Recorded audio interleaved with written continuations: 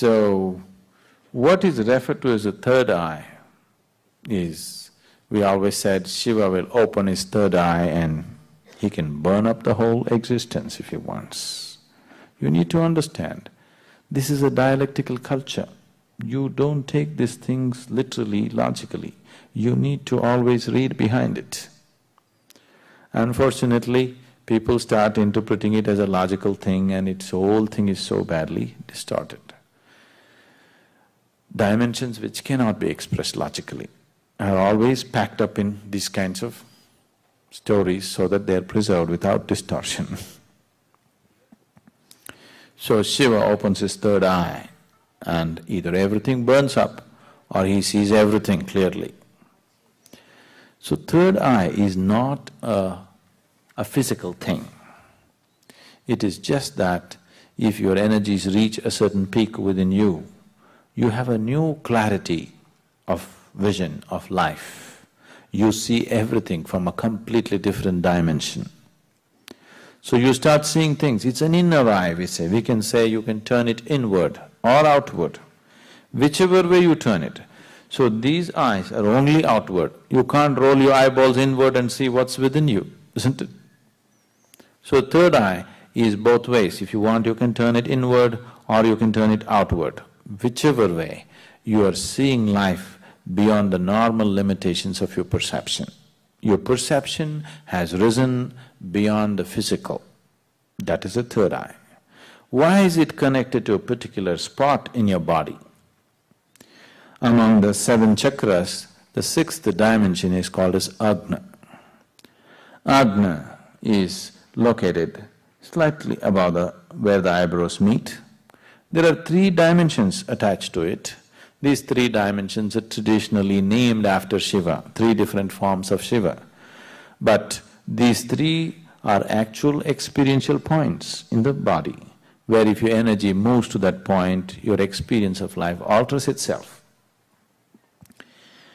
The whole process of whatever spiritual process you're doing, consciously or unconsciously, is fundamentally to move to a higher plane of perception, isn't it? Yes? You call it God, you call it Kundalini, you call it yoga, you call it what you want. But fundamentally, the whole thing is to raise your perception from a limited physical perception to a higher possibility. So if your energies are in the lowest chakra, which is referred to as the Mooladhara, food and sleep will be the most dominant factors of your life. Only food and sleep. You will not know anything else. If energies move into Swadhisthana, then you are a pleasure seeker, you enjoy the physical world in so many different ways.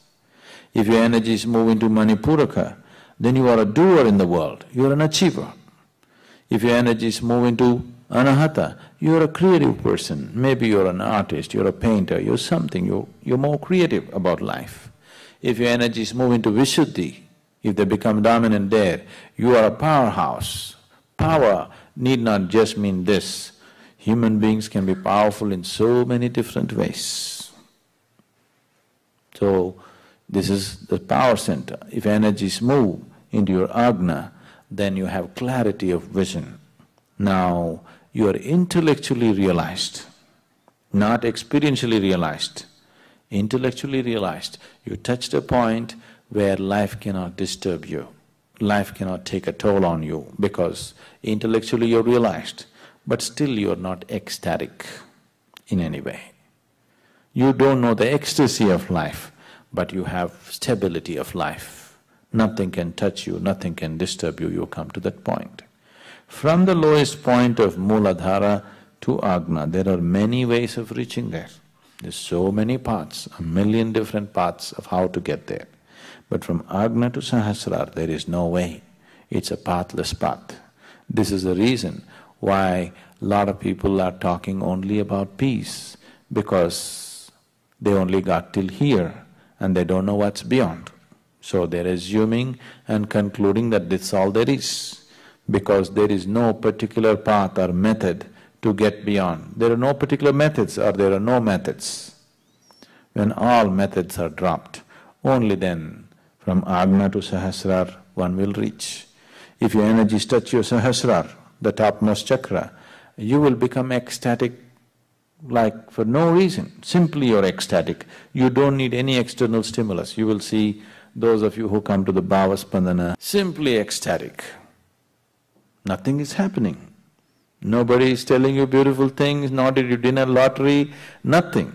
Simply you're ecstatic, just blowing like that, because your energies have hit the Sahasrara. So from here to here, there is no journey. So when you come here, if you can turn this third eye inward, only then you see that there is no way, the only way is to jump. To jump into total emptiness, either you must be crazy or you must have absolute trust in somebody else's word. These are only two ways you can jump into nothingness, isn't it? Either you must be crazy, that you don't care what happens to you, or you have so much trust in somebody, if he says jump, you will anyway jump. These are only two ways. So, the third eye is something that gives you a total clarity of how things are, how life processes.